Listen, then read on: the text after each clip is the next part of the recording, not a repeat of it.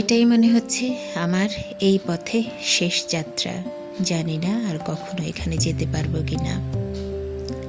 ভিডিওটা দেখছিলাম আর মনে মনে ভাবছিলাম যে প্রত্যেকটা মানুষের মনে কত আশা থাকে, ভবিষ্যৎ নিয়ে পরিকল্পনা থাকে, কিন্তু বাস্তবে অনেক ক্ষেত্রেই তা হয়ে ওঠে না। এজন্য অবশ্য আমরা খুবই আক্ষেপ করি। আক্ষেপ করার কোনো কারণ নেই। সামনে এত চমৎকার একটা দৃশ্য আসবে সেইটা ভেবে মূলত আমি আক্ষেপ করেছি। কিন্তু আল্লাহ চাইলে সবই সম্ভব হয়। শুধুমাত্র একটু ধৈর্য ধরতে হবে, ধৈর্য ধরে একটু অপেক্ষা করতে হবে। এবং ধৈর্যের সময়টা এমন হওয়া উচিত সেখানে কারো উপর রাগ ক্ষোভ এগুলো না রেখে আল্লাহর উপর ধৈর্য করা, মানে আল্লাহ আমি যেটা চাই সেটা আমার জন্য যদি উত্তম হয় তাহলে সেটা আপনি আমার জন্য বরাদ্দ রাখতে পারেন, আমার তাতে কোনো আপত্তি নেই। তবে আল্লাহর কাছে এই প্রার্থনাও করা উচিত, আল্লাহ আমার পরীক্ষা যেন এত কঠিন না হয় যাতে আমার কষ্টটা অনেক বেশি বেড়ে যায়। আল্লাহ আমাকে ধৈর্য ধরার তৌফিক দিন, কষ্ট সহ্য করার মতো তৌফিক দিন, তাহলে আমি আপনার আদেশ নিষেধ সব কিছু ঠিক মতো ইনশাল্লাহ পালন করতে পারবো, যদি আপনি আমাকে একটু রহম করেন, যদি আপনি আমাকে একটু দয়া করেন। হ্যাঁ, যে রাস্তার কথা আমি বলছি সেটা হচ্ছে কচা নদীর উপরে একটা ব্রিজটা সত্যি আমার কাছে অসম্ভব ভালো লেগেছে। এটা হচ্ছে অষ্টম চীন মৈত্রী সেতু। এরকম অনেকগুলো সেতু এই পথে বাজে, অর্থাৎ চলার পথে আপনি দেখতে পাবেন। বিশেষ করে আমার কাছে বেশি ভালো লাগে হচ্ছে এই যে কচা নদীর উপরে ব্রিজটা, অসম্ভব সুন্দর। এবং এটা মোটামুটি কি বলবো, অনেকটা রাউন্ড আকৃতির, অর্থাৎ আপনি যখন সেতুর এপাশ থেকে চড়বেন ওপাশটা আপনি দেখতে পাবেন।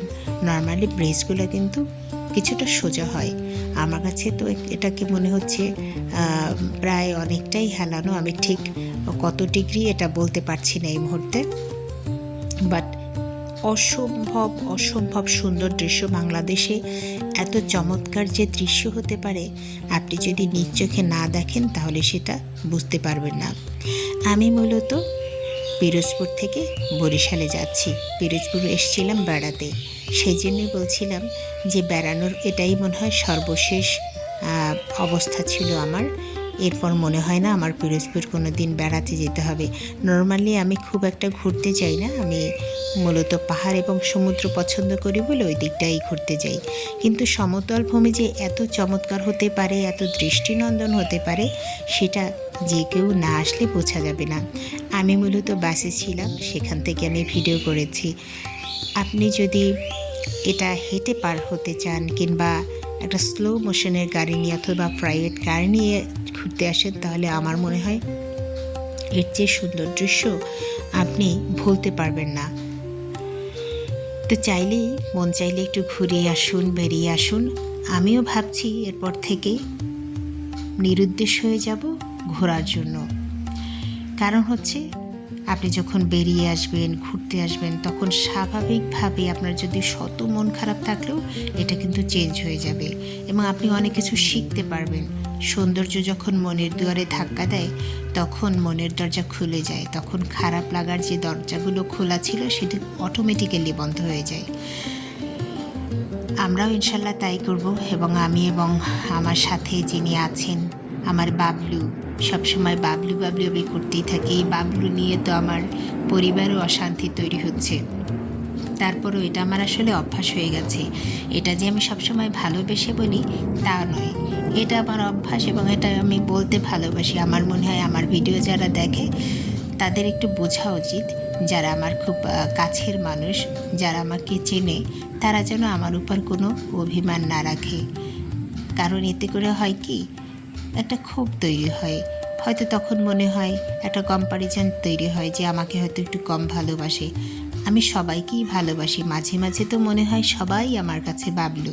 এবং আমার ছোট্ট 3টা ছানাপোনা আছে, ওরাও তো আমার ছোট্ট বাবলু। আর যে বাবলু কাছে থাকে সবাই মনে করে যে তাকেই হয়তো আমি সবসময় বাবলু করি। বিষয়টা কিন্তু তা নয়। আমি একটা সিক্রেট কথাও কিন্তু এখানে বলে দিলাম। তো যাই হোক, এটাই হচ্ছে পিরোজপুরের সেই ঐতিহ্যবাহী কচা নদী। এবং এই কচা নদীর মাছ খেতে কিন্তু অত্যন্ত সুস্বাদু। যারা খেতে চান তারা নিশ্চয়ই পিরোজপুর বেড়াতে আসবেন। এবং এটার রুট এত সহজ, ঢাকা থেকে পিরোজপুর আসতে এখন আর কোনো ফেরি পারাপার হতে হয় না। চমৎকার রাস্তা, খুব সহজেই আসতে পারবেন। ঢাকা থেকে পিরোজপুর আসতে সময় লাগে 3.5 থেকে 4 ঘন্টার মতো। এবং এই চমৎকার ব্রিজটিও আপনারা কিন্তু দেখতে পাবেন। সেটা বাস জার্নি হোক কিংবা প্রাইভেট কার জার্নি হোক, আমার তো মনে হচ্ছে আমি একবার এই ব্রিজে হেঁটে হেঁটে পার হব ইনশাল্লাহ। যাওয়া মানেই শেষ যাওয়া নয়, শেষ যাওয়া বলতে আসলে কিছুই নাই। আল্লাহ ভালো জানেন কোন যাত্রা আমার শেষ যাত্রা হবে। যতদিন বেঁচে আছি কখন কোন সময় কোন পরিবর্তন হবে সেটা আপনি আমরা কেউই জানি না। আল্লাহ তাআলা যেভাবে ডিজাইন করে রেখেছেন সেভাবেই হবে। শুধুমাত্র আমাদের সিদ্ধান্তগুলো সেখানে আল্লাহ তাআলা খুব একটা আমাদেরকে ব্যারিয়ারের মধ্যে রাখেননি। আমাদের ওই স্বাধীনতা দিয়েছেন, চিন্তার স্বাধীনতা, করার স্বাধীনতা। কারণ চিন্তা না করলে তো আমরা কোনো কাজই করতে পারবো না। ওইটুকুন স্বাধীনতা দিয়ে রেখেছেন এবং ওইটুকুনেরই বিচার হবে। বাকিগুলো কিন্তু আল্লাহ যা কিছু আমার জন্য বরাদ্দ রেখেছেন সেইগুলো কিন্তু আমি পাবোই। সেটা 2 পাহাড়ের মাঝখানে থাকলেও পাবো, আর যেটা পাবো না সেটা 2 ঠোঁটের মাঝখানে থাকলেও আমি সেটা কখনোই পাবো না। সুতরাং নিশ্চিত থাকুন এবং ভালো লাগাটাকে উপভোগ করুন। কারণ এত সুন্দর পৃথিবী তো আল্লাহ এমনি এমনি সৃষ্টি করে নাই, আল্লাহ তার মাখলুকাতের জন্যই সৃষ্টি করেছেন। তাহলে এটাকে যদি আমরা উপভোগ না করে যেতে পারি তাহলে কি আছে বলুন। আর জান্নাতে সে তো আমাদের জন্য আল্লাহ তাআলা ফিক্সড বরাদ্দ করে রেখেছেন, সেটা তো পাবোই। তবে অবশ্যই সেটার জন্য সেই রকম কাজ করতে হবে। সর্বপ্রথম যে কাজটি করতে হবে সেটা হচ্ছে পরচর্চা।